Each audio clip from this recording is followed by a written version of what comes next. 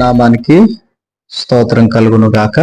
ఈ ఉదయకాలపు మన్నా కార్యక్రమానికి చేరువచ్చిన ప్రియులు, పెద్దలు, దైవ సేవకులందరికీ కూడా ప్రభువైన యేసుక్రీస్తు వారి నామంలో హృదయపూర్వక వందనాలు చెల్లిస్తున్నాను.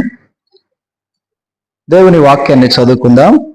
పరిశుద్ధ గ్రంథంలో నుండి 125వ కీర్తనల గ్రంథం 125వ కీర్తన మొదటి నుండి చివరి వరకు చదువుతున్నాను.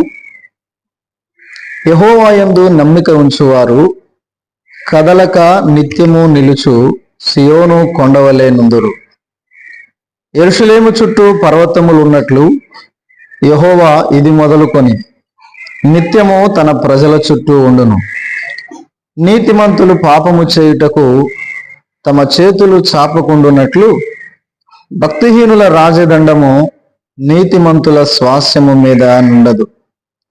యెహోవా వారికి మేలు చేయము, యెహోవా మంచి వారికి మేలు చేయము, యథార్థ హృదయులకు మేలు చేయము. తమ వంకర త్రోవలకు తొలగిపో వారిని పాపము చేయవారితో కూడా యెహోవా కొనిపోవును.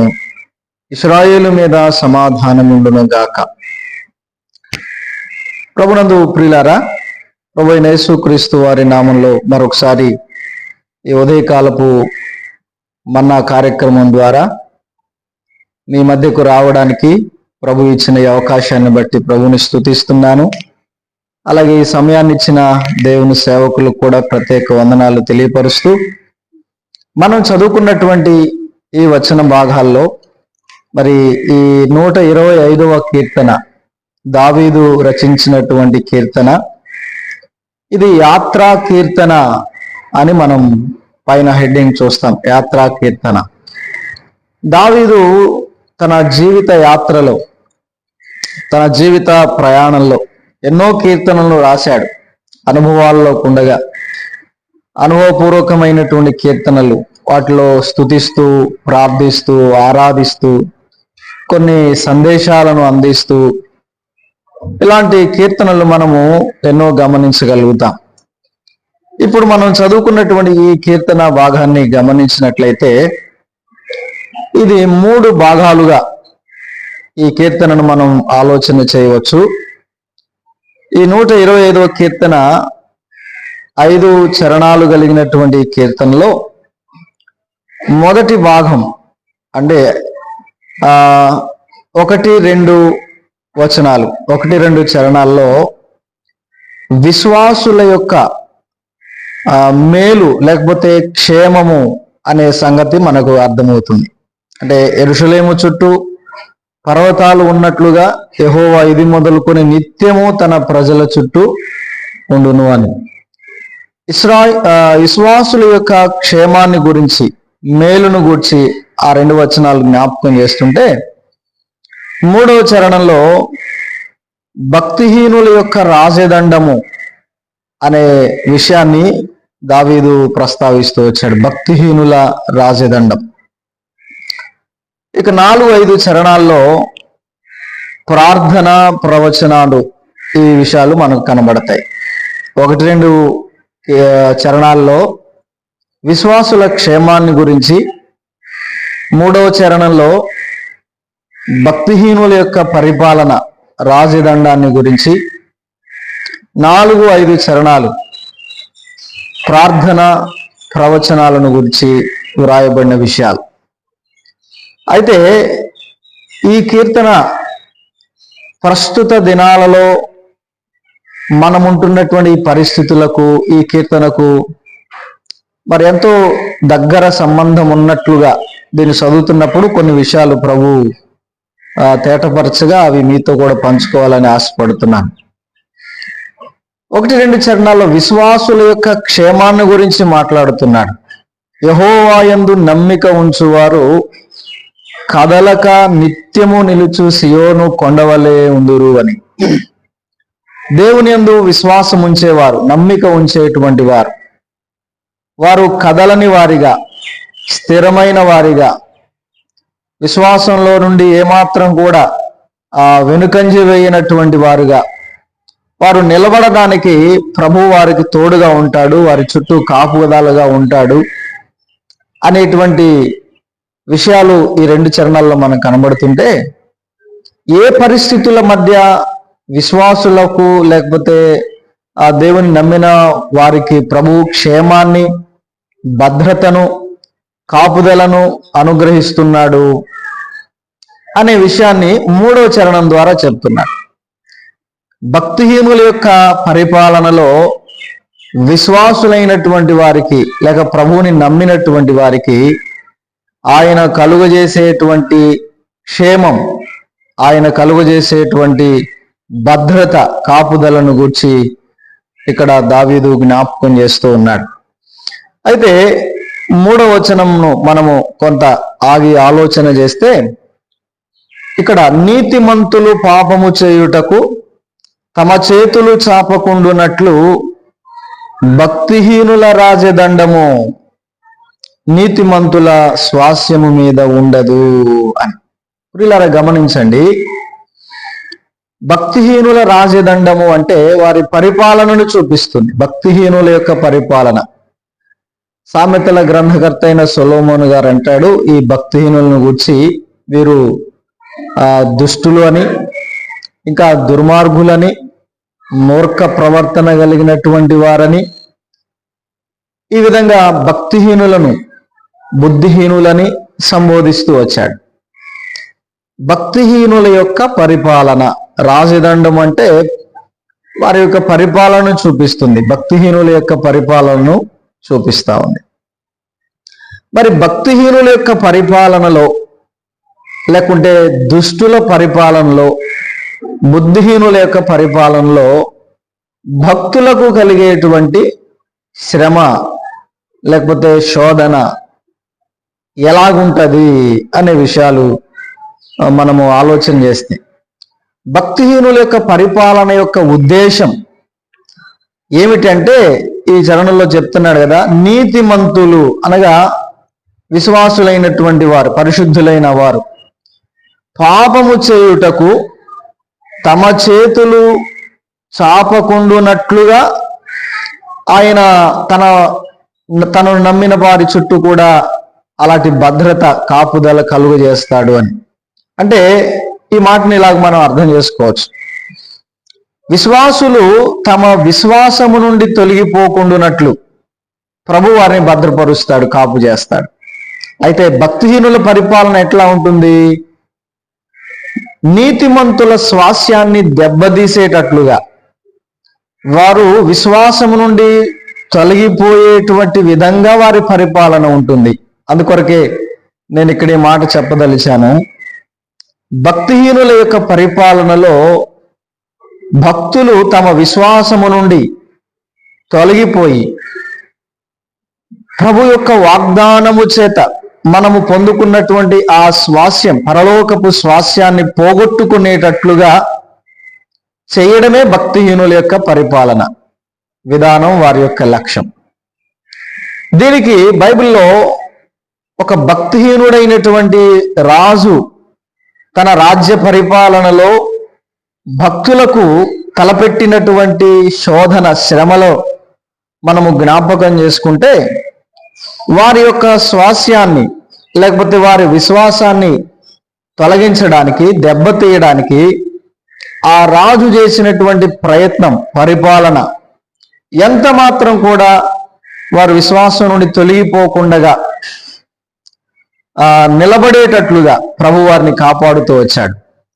మనకు తెలుసు, దానియేలు గ్రంథము 3వ అధ్యాయంలో నెబుకద్నెజరు అనే రాజు మనకు కనబడతాడు. నెబుకద్నెజరు అనే రాజు, ఇతడు భక్తి అనే పేరుతో నిజభక్తులను బాధించేటువంటి ఒక పరిపాలన, ఒక చర్య, ఒక శాసనాన్ని అమలు చేసినట్లుగా 3వ అధ్యాయంలో మనకు కనబడుతుంది. అతడు తాను భక్తుడను చాటుకోవడానికి చేసినటువంటి ఒక కార్యం మనకు తెలుసు కదా. 3వ అధ్యాయం 1-2 వచనాల్లో మనం గమనిస్తే, రాజగు నెబుకద్నెజరు బంగారు ప్రతిమ ఒకటి చేయించి బబులోను దేశములోని దురాయను మైదానములో దానిని నిలువబెట్టించెను. అది 60 మూరల ఎత్తును 6 మూరల వెడల్పునై ఉండెను. రాజుకు నెబుకద్నెజరు అధిపతులను, సేనాధిపతులను, సంస్థానాధిపతులను, మంత్రులు, ఖజానాదారులు, ధర్మశాస్త్ర విధాయకులు, న్యాయాధిపతులు, సంస్థానం ఆధిక్యము వహించిన వారందరినీ సమకూర్చుటకు రాజుకు నెబుకద్నెజరు నిలువబెట్టించిన ప్రతిమ యొక్క ప్రతిష్టకు రప్పించుటకు. ఈ నెబుకద్నెజరు రాజు ఒక పెద్ద విగ్రహాన్ని జయించి దాన్ని ఒక మైదానంలో నిలబెట్టి ప్రతిష్ఠ చేయడానికి ఆ రాజ్యములో ఉన్నటువంటి నాయకులను, అధికారులను, ప్రధానులందరినీ పిలిచాడు. అంతేకాదు, ఆ తర్వాత 4-5 వచనాలను కూడా మనం చూస్తే సకల దేశాల్లో ఉన్నటువంటి ప్రజలను, ఆయా భాషలు మాట్లాడేటువంటి వారందరినీ, దేశస్థులందరినీ కూడా, ప్రజలందరినీ కూడా ఆహ్వానించాడు. ప్రజలను, అధిపతులను, ప్రజాపతులను అందరినీ పిలిపించాడు. ఉద్దేశం ఏంటి అంటే తాను నిలవబెట్టించినటువంటి ఆ యొక్క ప్రతిమకు, విగ్రహానికి నమస్కరించాలి, సాగిలపడాలి. అలాగూ చేయనటువంటి వారిని అగ్నిగుండములో పడవేస్తాము అనేటువంటి ఒక శాసనాన్ని నియమించాడు. చూడండి, భక్తి అనేటువంటి ముసుగులో, విధానంలో ఎంత క్రూరత్వాన్ని, ఎంత మూర్ఖత్వాన్ని ప్రదర్శిస్తున్నాడు ఈ రాజు. అందుకొరకే భక్తిహీనుల యొక్క పరిపాలన. మరి భక్తిహీనులకు బాగానే ఉంటుంది, కానీ నిజ భక్తులకు, విశ్వాసులకు ఇది బాధాకరమైనటువంటిదే. బలవంతంగా ఈ ప్రతిమకు నమస్కరించాలి అనేటువంటి ఒక చట్టం, శాసనం అమలు చేసినటువంటి నెబుకద్నెజర్. నేటి కాలంలో కూడా మనం భక్తిహీనుల పరిపాలనలో ఉన్నాము అని చెప్పడంలో ఎంత మాత్రం కూడా సందేహం లేదు. ఖచ్చితంగా మనం కూడా భక్తిహీనుల పరిపాలనలో ఉన్నాం. అంటే భక్తి అనే ముసుగులో భక్తిహీనంగా, మూర్ఖత్వంతో, దుష్టత్వంతో పరిపాలన చేస్తున్నటువంటి ప్రభుత్వాలను మనం ఎదుర్కొంటున్నాం, చూస్తా ఉన్నాం. ఇది ఆనాడు నెబుకద్నెజరు కాలంలో కూడా నిజమైన విశ్వాసులకు, భక్తులకు ఇది ఒక ఎదురు దెబ్బ లాంటిది, సమస్య లాంటిదే, శ్రమ వంటిదే. ఈనాడు కూడా మరి ఏమంటారు, నామకార్థమైనటువంటి విశ్వాస జీవితాలకు ఏమి ఇది ఇబ్బందికరంగా అనిపించదు. కానీ నిజమైనటువంటి విశ్వాసం, భక్తిని, యథార్థతను కలిగినటువంటి పరిశుద్ధ జీవితాన్ని అనుసరించేటువంటి వారికి ఈ పరిపాలన మరి బాధాకరమైనటువంటిదిగానే ఉంటుంది. చూడండి, అక్కడ మనం ఈ భాగంలో గమనించినప్పుడు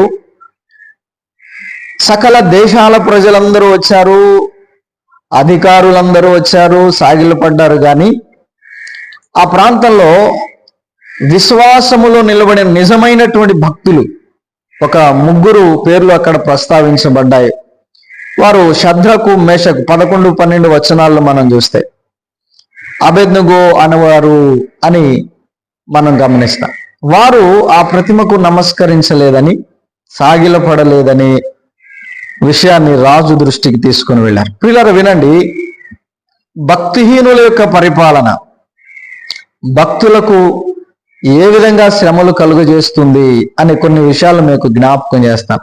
ఇవన్నీ దేని కొరకు అంటే మనల్ని విశ్వాసం నుండి తొలగించడానికి, ప్రభువు వైపు నుంచి మనల్ని దూరంగా తీసుకుని వెళ్ళడానికి, ప్రభువుని, విశ్వాసాన్ని వదిలిపెట్టేటట్లుగా చేయడమే ఆ పరిపాలన యొక్క ఉద్దేశం, ఆ రాజు యొక్క ఉద్దేశం. చూడండి, మరి భక్తిహీనుల పరిపాలన విశ్వాసులపై ఎలాంటి ప్రభావం చూపుతుంది అంటే దానియేలు గ్రంథం 3వ అధ్యాయం 8వ వచనం మనం గమనిస్తే, ఆ సమయమందు కల్దీయులలో కొందరు ముఖ్యులు వచ్చి యూదులపైనే కొండెములు చెప్పి. ప్రియులారా, ఆ కొండెములు చెప్పడం అంటే విశ్వాసులపై కొండెములు చెప్పే కొందరు మనకి ఇక్కడ కనబడతారు.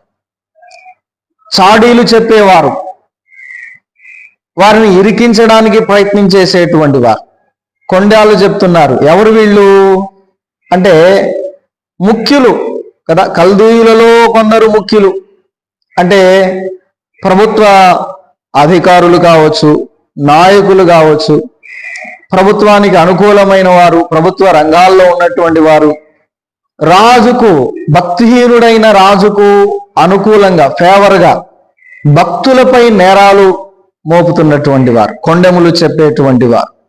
నేడు కూడా ఇట్లాంటి పరిస్థితులు విశ్వాసులకు కనబడుతూనే ఉన్నాయి కదా. వారి విశ్వాసాన్ని, భక్తిని, యథార్థతను వారు చాటుకుంటున్నప్పుడు వారిపైన నేరాలు మోపేటువంటి వారు అకారణంగా. ఏమిటి అంటే వారి భక్తిహీన చర్యలకు మనము విధేయత చూపనందుకు చేయబడేటువంటి ఆరోపణలు. నేరాలు ఘోరాలు చేసినందుకు కాదు, అన్యాయం అక్రమం చేసినందుకు కాదు. నిజభక్తులు భక్తిహీనుని యొక్క పరిపాలనలో సృష్టికర్తకు ప్రతిగా సృష్టమును పూజించటలో అంగీకరించినందుకు, అసమ్మతిని కనబరిచినందుకు ఆరోపణ. చూడండి, భక్తిహీనుల పరిపాలనలో భక్తులకు కలిగేటువంటి శ్రమలు ఇవే. కారణాలు ఏముండవు, వారిని అనుసరించకపోవడమే, వారి విధానాలను అనుసరించకపోవడం. మరికొన్ని విషయాలు మనం ఇక్కడ గమనిస్తే దానియేలు గ్రంథంలోనే 6వ అధ్యాయంలో, దానియేలు గ్రంథము 6వ అధ్యాయంలో ఇక్కడ దానియేలు కూడా ఎదుర్కొన్నటువంటి ఒక సమస్య మనకు కనబడుతుంది. దర్యావేషు కాలంలో 6వ అధ్యాయం 2-4 వచనాలు ఉన్నాయి. వారిపైన 3 ప్రధానులుగా నియమించిన ఆ 3 దానియేలు ముఖ్యుడు. ఈ దానియేలు రాజునకు నష్టము కలుగకుండానట్లు ఆ అధిపతులు తప్పకుండా వీరికి లెక్క అప్పజెప్పవాలని ఆజ్ఞ ఇచ్చెను. ఈ దానియేలు అతి శ్రేష్టమైన బుద్ధి గలవాడై ప్రధానుల్లో అధికారుల్లో ప్రఖ్యాతి నొంది ఉండెను గనుక రాజ్యమన్నంతటి మీద అతని నియమించేవాలని రాజు ఉద్దేశించారు. అందుకు ఆ ప్రధానులు, అధిపతులు రాజ్యపాలన విషయంలో దానియేలు మీద ఏదైనా ఒక నింద మోపవలనని ఉండి తగిన హేతువు కనిపెట్టుచుండిరి గాని దానియేలు నమ్మకస్తుడే, ఏ నేరమైనను ఏ తప్పైనను చేయువాడు కాడు కనుక దానియేలులో తప్పైనను లోపమైనను కనుగొనలేకపోయిరి. చూడండి, నేడు కూడా మరి ప్రభుత్వ రంగాల్లో అధికారులుగా లేకపోతే ప్రభుత్వ ప్రతినిధులుగా పనిచేస్తున్నటువంటి, శాఖల్లో పనిచేస్తున్నటువంటి వారు, భక్తులైనటువంటి వారు, విశ్వాసులైనటువంటి వారు ఎంతో మంది ఉన్నారు. ఆనాడు కూడా దానియేలు మరి రాజు, దర్యావేషు రాజు కాలంలో, నెబుకద్నెజరు కాలంలో కూడా వారు మంచి విశ్వాస ప్రవర్తన కలిగి ఉండడాన్ని బట్టి ప్రభుత్వాలకు మరి పనిచేయడానికి మంచి ఉద్యోగాన్ని వారు పొందుకున్నటువంటి వారుగా మనం చూస్తాం. దానిలో ఒక ముఖ్యమైనటువంటి స్థానంలో ఉన్నాడు ప్రభుత్వ ఉద్యోగంలో. అయితే భక్తిహీనులైనటువంటి వారు ఈ భక్తుని పైనటువంటి నేరాలు మోపుతున్నటువంటి విధానం చూస్తే ఎలాగుందంటే, ఏదైనా ఒక నేరమో ఏదో ఒక తప్పు ఖచ్చితంగా వీని మోపి ఈ ఉద్యోగంలో నుండి తీసేయాలి అనేటువంటి కక్షపూరితమైనటువంటి చర్యలు నేడు కూడా ఇలాంటివి జరుగుతున్నాయి కదా. అవును, ప్రభుత్వ రంగాల్లో, ప్రభుత్వ సంస్థల్లో పనిచేస్తున్నటువంటి ఉద్యోగస్తులు, క్రైస్తవులు, విశ్వాసులు ఎంతో మంది ఉన్నారు. వారు ఈ పని చేయడానికి వీల్లేదు, వీళ్ళను తీసేయాలి అనే విధంగా చేయబడేటువంటి ఆరోపణలు, పరిపాలన, ప్రవర్తన, భక్తిహీనుల రాజదండం నేడు చేస్తున్నటువంటి చర్యలు కావా? అవును, ఆనాటి కాలంలో జరిగినట్టుగా నేడు కూడా ఇలాంటి పరిస్థితులే జరుగుతున్నాయి. వారు యథార్థంగా తమ పనిని తాము చేస్తున్నా ఏదో ఒక తప్పు, ఏదో ఒక నేరం వారి మీద మోపి, ఇదిగో వీళ్ళు క్రైస్తవులైనందుకే, మన విశ్వాసానికి వ్యతిరేకులైనందు చేతనే, మనం ఆరాధించే ఆ విగ్రహాలకు వీరు మొక్కనందు చేతనే ఇది ఇట్లా చేస్తున్నారు, ఏదో ఒక నేరాన్ని మోపడానికి నేడు కూడా విశ్వాసులపై జరుగుతున్నటువంటి ప్రయత్నాలు. ఇది భక్తిహీనుల పరిపాలనలో భక్తులకు కలిగేటువంటి శోధనలు, శ్రమల్లో కొన్నిటిని మనము జ్ఞాపకం చేసుకుంటుంటే, ఇక్కడ నీతిమంతులైన కదా, దానియేలు గురించి ఏమని రాయబడింది? అతడు నీతిమంతుడు, నమ్మకస్తుడు. కానీ నీతిమంతుని మీద, నమ్మకస్తుని మీద భక్తిహీనులు నేరాలు మోపుతున్నారు, ఆరోపణలు చేస్తున్నారు, నిందలు మోపేటువంటి ప్రయత్నాలు చేస్తున్నారు. నేడుగొడి లాంటివి మనం చూస్తున్నాం. ఇవన్నీ ఎందుకు అంటే, అది మీరు మీ మీ యేసు ప్రభుని మీరు విడిచిపెడితే అప్పుడు పని చేయొచ్చు. ఇక్కడ యేసు ప్రభుని నమ్ముకున్నారు కాబట్టి మీరు ఇక్కడ పని చేయడానికి వీల్లేదు. ఎంత విచారం చూడండి. అంటే ఈ భక్తిహీనుల పరిపాలన ఎంత దుర్మార్గంగా ఉందో చూడండి. మన విశ్వాసాన్ని దెబ్బతీయడానికి, దేవునిపై మనకున్న నమ్మకాన్ని, ప్రభు మనకిచ్చిన స్వాస్యం, దాన్ని మనం పోగొట్టుకునేటట్లు చేయడానికి దుష్టుడు, దుర్మార్గుడు కదా, లేకపోతే భక్తిహీనులను ఏ విధంగా అపవాది ప్రేరేపిస్తున్నాడో చూడండి నేటి కాలంలో. అవును, అయితే దానియేలు తన విశ్వాసాన్ని పోగొట్టుకోలేదు, వదులుకోలేదు, నమ్మకత్వాన్ని వదులుకోలేదు, యథార్థతను వదులుకోలేదు. అతడు నీతిగా యథార్థంగా పనిచేశాడు. తన పైన నేరాలు నిందలు మోపాలని ప్రయత్నించినప్పటికీ కూడా. అంతేకాదు, ఇంకా మరికొన్ని శ్రమలు భక్తిహీనులకు, అంటే భక్తిహీనుల పరిపాలనలో భక్తులకు కలిగేటువంటి శ్రమ ఉద్దేశం ఒకటే, విశ్వాసం నుండి తొలగించాలి, స్వాస్యాన్ని పోగొట్టుకునేటట్లు చేయాలి, దెబ్బతీయాలి అని. చూడండి 3వ అధ్యాయం, దానియేలు గ్రంథంలో 3వ అధ్యాయం 12వ వచనంలో మనం గమనిస్తే, వీళ్ళపై ఆరోపణ చేస్తున్నటువంటి కొండాలు చెప్తున్నటువంటి విషయం ఏంటంటే, వీళ్ళు విగ్రహాలకు మొక్కడం లేదు. అదే షద్రకు మేషకు అబేద్నెగోలు అనేటువంటి వారి మీద మోపబడిన నేరం ఏంటంటే, వాళ్ళు ఏదో లేకపోతే దొంగతనమో, హత్యో, మరొకటి నేరం కాదు. వారు ఏం చేయలేదు, విగ్రహారాధన చేయలేదట. అది ఆరోపణ. ఈ రోజుల్లో కూడా ఇట్లాంటి పరిస్థితుల విశ్వాసులకు ఎదురవుతున్నాయి కదా. జై శ్రీరామ్ అనేటువంటి ఒక నినాదాన్ని తీసుకొని వచ్చి అనండి, పలకండి, చెప్పండి అంటూ బలవంతం చేస్తూ, ఇబ్బంది పెడుతూ, మేము పెట్టేది తినండి, మా ప్రసాద, మా గుళ్ళోకి రండి, ఇట్లాంటి బలవంతమైనటువంటి చర్యలు మనం చూస్తున్నాం కదా. అవును, వీళ్ళపై ఆరోపణ చేసేది ఏమంటే విగ్రహాలకు మొక్కడం లేదు. మేము అన్నిటినీ నమ్ముతున్నాం, మీరు కూడా నమ్మండి. మేము అన్నిటికీ మొక్కుతున్నాం, మీరు కూడా మొక్కండి. బలవంతం. నిజ విశ్వాసులకి ఇది బాధాకరమైనటువంటి విషయమే కదా. విశ్వాసులపై మోపబడేటువంటి నేరాలు, ఆరోపణలు ఇవే.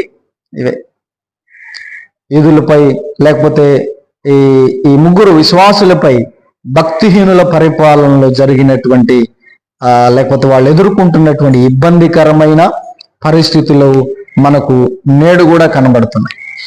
అంతేకాదు 13-14 వచనాల్లో మనం గమనించినప్పుడు, 13-14 వచనాల్లో నెబుకద్నెజరు రాజు షద్రకు మేషకు అబేద్నెగోలను వారిని పిలిపించి వారితో అంటున్నాడు, మరొక అవకాశం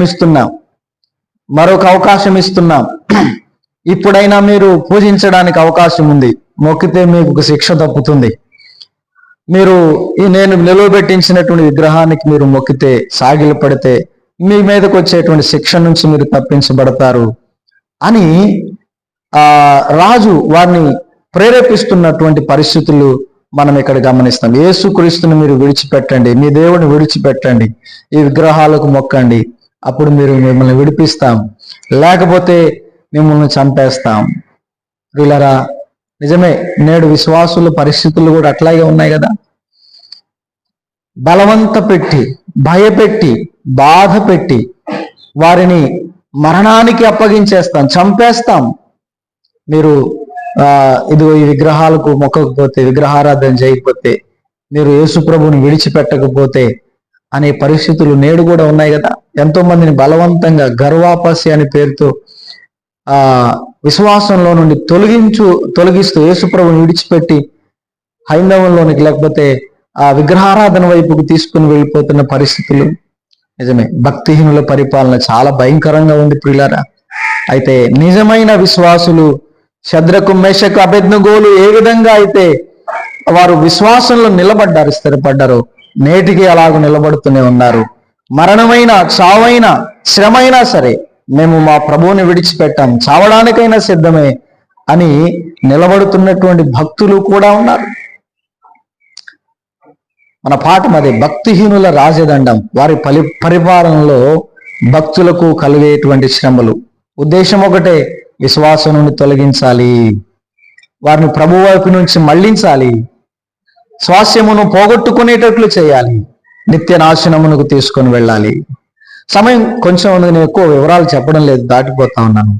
19-20 వచనాల్లో కూడా మనం చూస్తే దానియేలు గ్రంథం 3:19-20 అందుకు నెబుకద్నెజరు అత్యాగ్రహము నొందినందున శద్రకు మేషకు అబేద్నెగోలను వారి విషయంలో ఆయన ముఖము వికారమాయను అని. అంటే వారు ఒప్పుకొనందు చేత రాజు అత్యాగ్రహం నొందాడు, అంటే అధికమైనటువంటి శిక్షలు వేయడానికి సిద్ధపడ్డాడు. ప్రియులారా వినండి, నేడు నిజ భక్తులు, నిజ విశ్వాసులు వారి విశ్వాసాన్ని చాటుకుంటున్నప్పుడు వారికి అధికమైనటువంటి శ్రమలను తలపెట్టే విధంగా భక్తిహీనుల పరిపాలన ఉంటుంది.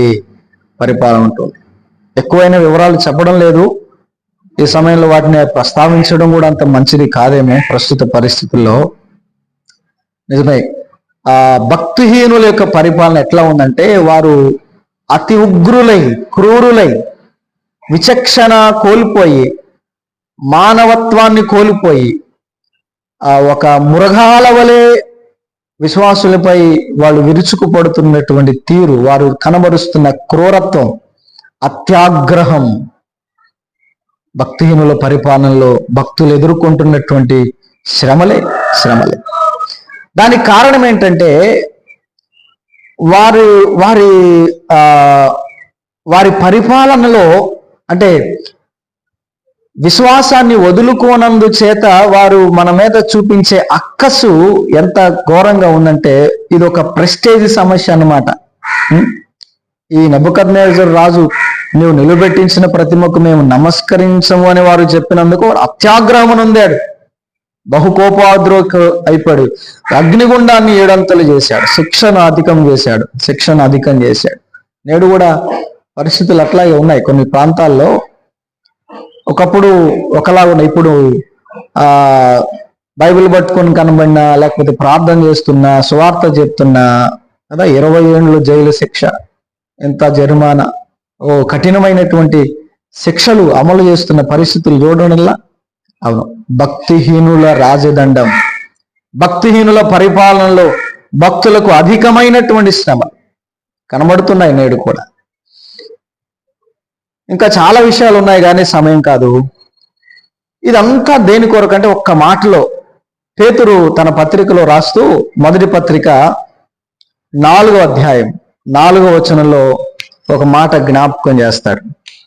ఆ పేతురు రాసిన మొదటి పత్రిక 4వ అధ్యాయం 4వ వచనంలో ఉన్నటువంటి ఆ మాటలో మనం ఏం గమనిస్తామంటే, అపరిమితమైన ఆ దుర్వ్యాపారమునందు తమతో కూడా మీరు పరిగెత్తకపోయినందుకు వారు ఆశ్చర్యపడుచు మిమ్మును దూషించుచున్నారు అని. ఎందుకు దూషణ, ఎందుకు నిందలు, ఎందుకు అవమానాలు విశ్వాసులకు అంటే, అపరిమితమైన వారి యొక్క దుర్వ్యాపారంలో మనం పాలివారం కాకుండా, వారి చెడులో, వారి పాపంలో మనం పాలివారం కాకుండా, వారితో పాటు మనం అనుసరించకుండా ఉండడం చేత వారు మనం దూషిస్తున్నారు. అంతే, మరొక కారణం ఏం లేదు. దీన్ని ఒక్క మాటలో చెప్పాలంటే ఇలాగ చెప్పచ్చు, దుష్టత్వాన్ని జరిగించే వారితో కలిసి, భక్తిహీనులతో కలిసి మనం నడవనందు చేత, ఇంకా ఈ మాట ఎలాగ చెప్పచ్చు, వారితో పాటు మనము నాశనమునకు, నరకాగ్నికి పోకుండగా తప్పించబడి పరలోకపు స్వాస్యాన్ని సంపాదించుకున్నందుకు వారు ఈర్ష్యపడి, అసూయపడి మనకు ఇట్లాంటి శ్రమలు కలుగజేస్తున్నారు. మనము మేలు పొందుతున్నాము, మనము పరలోకపు స్వాస్యాన్ని సంపాదించుకున్నాము అనేటువంటి ఆ సంగతిని వారు జీర్ణించుకోలేక, మనము రక్షించబడి పరలోకంలో ప్రభుతో కూడా ఉంటాము, ఆనందిస్తాము అనేటువంటి ఆ ఆనందాన్ని వారు తట్టుకోలేక మనపై శ్రమలు కలుగజేస్తున్నారు, మనకు ఇబ్బందులను కలుగజేస్తున్నారు. ఇది భక్తిహీనుల పరిపాలనలో కలుగుతున్నటువంటి శ్రమ. ఇలాంటి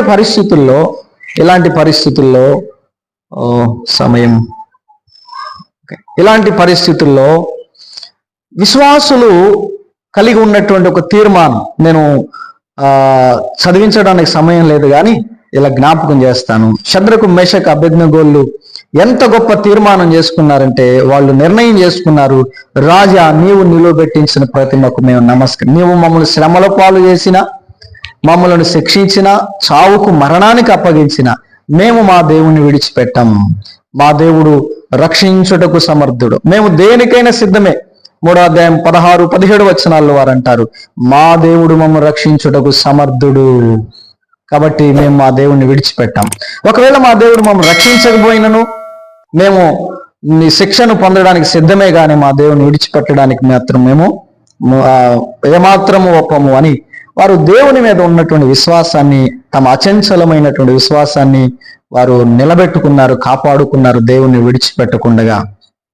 మనకు ఎస్తేరు గ్రంథంలో కూడా మొర్దెకై కనబడతాడు. హామానుకు వంగకు నమస్కరించుకున్నప్పుడు అతనిపై కుట్ర చేస్తున్నటువంటి పరిస్థితుల్లో పక్కనున్న వాళ్ళు అంటున్నారు, ఏమయ్యా మొర్దెకై, హామానుకు ఒక్కసారి నమస్కరిస్తే సరిపోను కదా అని అంటే, నేను యూదుడను కాబట్టి నేను ఆ పని చేయను, నేను ఎంత మాత్రం ఆ పని చేయను అని చెప్పేసి అతడు నిలబడినట్లుగా మనం చూస్తాం. కాబట్టి నేడు భక్తిహీనుల పరిపాలనలో మనము నిజమైన దేవుని భక్తులుగా, విశ్వాసులుగా మన విశ్వాసాన్ని కాపాడుకుంటూ మనము ముందుకు కొనసాగుదాం.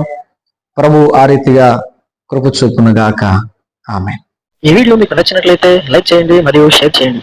సబ్స్క్రైబ్ చేయడం మాత్రం మర్చిపోకండి. సబ్స్క్రైబ్ బటన్ పక్కనే ఉన్నటువంటి గంట సింబల్ కూడా మీరు నొక్కండి. అప్పుడు మాత్రమే మేము అప్లోడ్ చేసే ప్రతి కొత్త వీడియో నోటిఫికేషన్ ద్వారా మీకు అందుతుంది. Thank you for watching.